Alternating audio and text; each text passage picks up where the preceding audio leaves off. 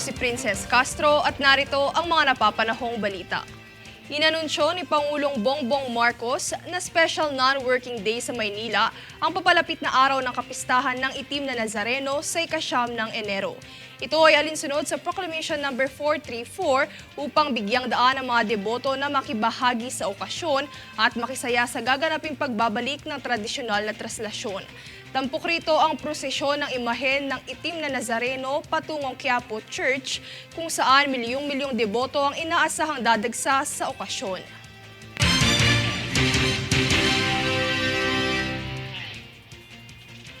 Binigyang linaw ng Department of Transportation o DOTR ang mga kumakalat na haka-haka sa Public Utility Vehicle o PUV consolidation.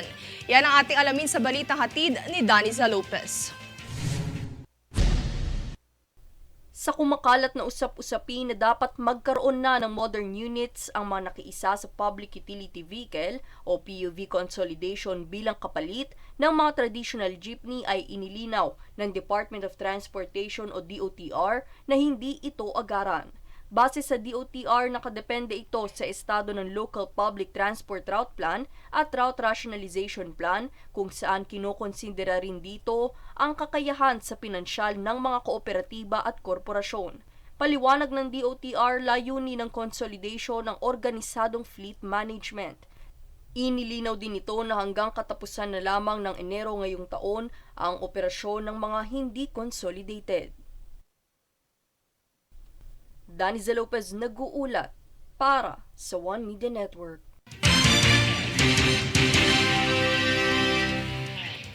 Iniulat kamakailan ng Philippine Coast Guard o PCG ang naganap na oil spill sa katubigan malapit sa Davao City at sinabing sinimulan na nito ang containment at recovery efforts. Naapektuhan ang maritime incident ang humigit kumulang 200 cubic meters ng tubig sa port vicinity.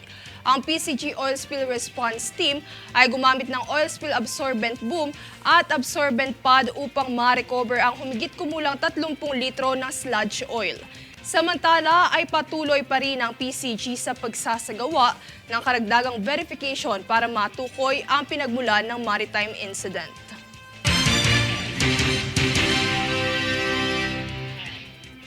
Kami ang boses ng pagbabago. Ako si Princess Castro at ito ang News Force. Sa ulo ng mga balita, ika-9 ng Enero idiniklarang Special Non-Working Day. 4 na long weekends asahan ngayong 2024. 2 bang kaso ng stray bullet injury sa bisperas ng bagong taon kinumpirma ng DOH. Disenyo ng 1,000 piso pinarangalan ng High Security Printing Asia. Embahada ng Pilipinas sa Japan kinumpirmang walang Pinoy na sakay sa nasunog na eroplano. Howard Blatch, Robertson at Moore lalaro sa 33rd Dubai International Basketball Championship bilang import ng Team Philippines. Patas at pantay na balita, komprehensibong ulat para sa pulso ng masa. Ito ang News Force.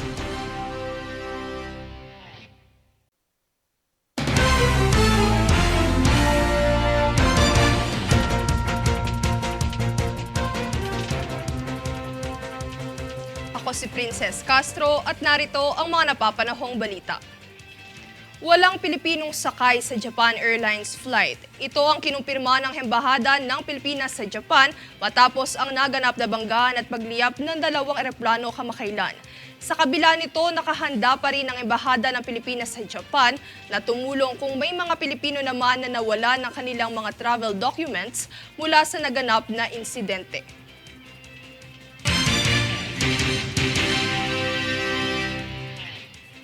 Sa papalapit na kapistahan ng Itim na Nazareno, puspusan na rin ang paghahanda ng ilang ahensya ng gobyerno para rito. Tunghayan ang buong ulat. Alinsunod sa papalapit na kapistahan ng Itim na Nazareno sa Quiapo, Manila sa ika-9 ng Enero, kabi-kabilaan na rin ang paghahanda ng mga ahensya ng gobyernong may kaugnayan sa trapiko at seguridad. Una na rito ang Philippine National Police o PNP, kung saan kamakailan lang ay nagkaroon ng isang pagpupulong hinggil sa mga plano at kung paano mapaiigting ang seguridad ng traslasyon ngayong taon at mapanatiling ligtas sa ang mga taong dadalo sa okasyon. Kaugnay nito ay plano rin ng kapulisan na magpatupad ng physical distancing sa prosesyon nang sa gayon ay maiwasan ang nakaadyang aksidente gaya ng stampede at pisikal na sakitan, gayon din ang COVID-19.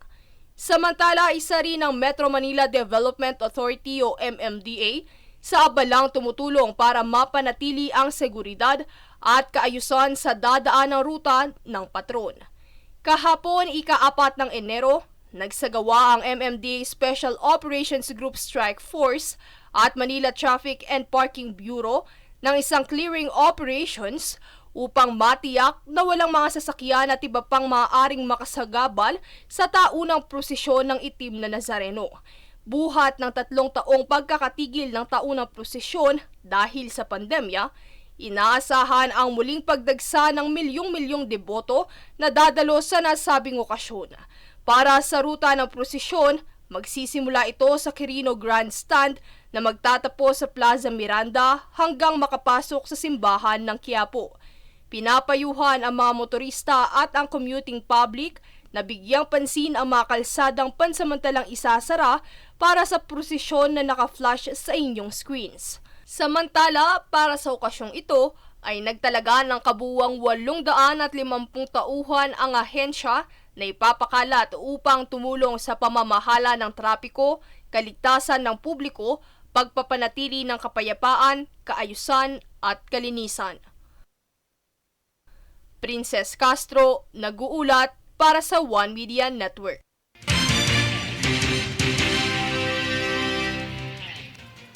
Nakatakdang gamitin ng Baguio City ang kakayahan ng Artificial Intelligence o AI para sa pagpapabuti sa daloy ng trapiko sa syudad.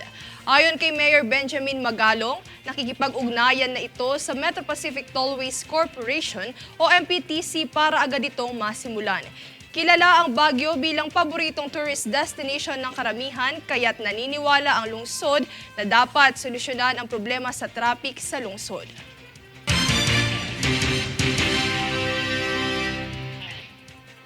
Kami ang boses ng pagbabago. Ako si Princess Castro at ito ang News Force. Sa ulo ng mga balita, ika-9 ng Enero idiniklarang Special Non-Working Day. 4 na long weekends asahan ngayong 2024. 2 kaso ng stray bullet injury sa bisperas ng bagong taon kinumpirma ng DOH.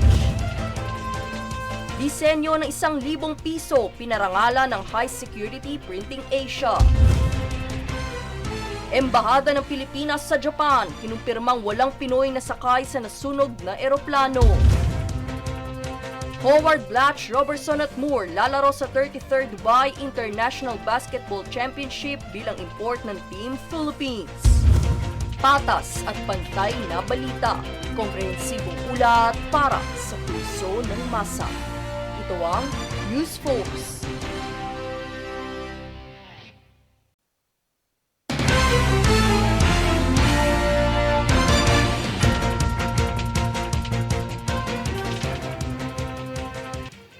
Ako si Princess Castro at narito ang mga napapanahong balita. Pagpasok pa lamang ng taon ay maaari ng planuhin ng bakasyon. Ito'y dahil 4 na long weekends ang ating aasahan sa taong 2024. Una na riyan ang Semana Santa na mula March 28 hanggang 31, kasunod ang National Heroes Day na August 24 hanggang 26, undas na mula November 1 hanggang 3 at panghuli ang December 28 hanggang 31 para sa Rizal Day. Ayon kay Pangulong Bongbong Marcos, sulitin at paghandaan ang mga transaksyon at bakasyon.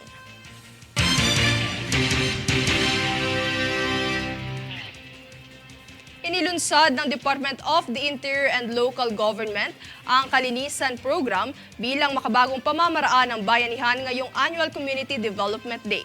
Narito si Jade Buhoy para iulat ang buong detalye. Sinimulan ngayong ika-6 na araw ng Enero ang paglulunsad sa Kalinisan Program ng Department of Interior and Local Government o DILG bilang bahagi ng taunang pagdiriwang ng Community Development Day. Ang Kalinisan Program o Kalinga at inisyatiba para sa malinis na bayan sa ilalim ng Bagong Pilipinas Campaign ay alinsunod sa DILG Memorandum Circular 2024-001 na naglalayong magpalaganap ng dedikasyong baguhin at paigtingin ang pagpapabuti ng lahat ng sektor sa pamahalaan para sa makabagong lipunan. Bukod pa riyan, ang Kalinisan Program ay malawakang inisyatiba ng pamahalaan para ipatupad ang malinis at masaganang kapaligiran na nagsasanay sa mga lokal na unit ng pamahalaan at pamayanan na makiisa sa pakikipagtulungan na mapaangat ang bansa na siyang nagmula sa tradisyon ng pagbabayanihan. Jade Buhoy, nag-uulat para sa One Media Network.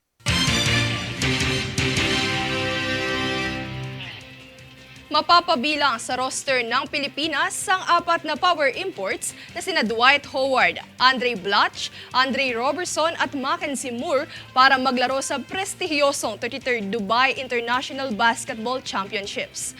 Ito ay matapos ang naging pag-anunsyo ng Strong Group Athletics kung saan ipinagmamalaki din ng koponan ng nai-anunsyo ang appointment ni Australian National Team Head Coach Brian Gurjan bilang team consultant ng Pilipinas. Ang kompetisyon ay nakatakdang ganapin sa 19 ng Enero hanggang 28 ng buwan ngayong taon sa Dubai, United Arab Emirates. Ang magsisilbing head coach ng koponan para sa kompetisyon ay si Coach Charles Chiu.